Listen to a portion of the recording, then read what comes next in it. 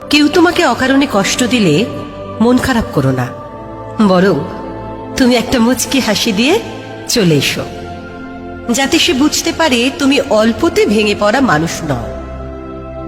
কিছু মানুষ আছে যারা শুধুমাত্র অন্যের দুর্বলতাকে হাতিয়ে নিয়ে খুব মজা পায়।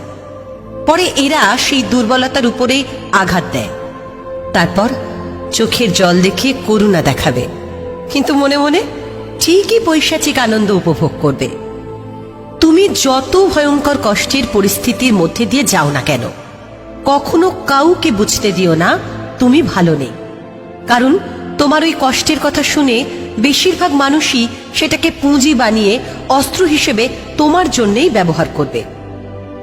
প্রয়োজনে সৃষ্টিকর্তাকে ডাকো, তাকে সবকিছু খুলে বলো, তবুও দুনিয়ার কাউকে নিজের কষ্টের কথা শেয়ার করতে নেই।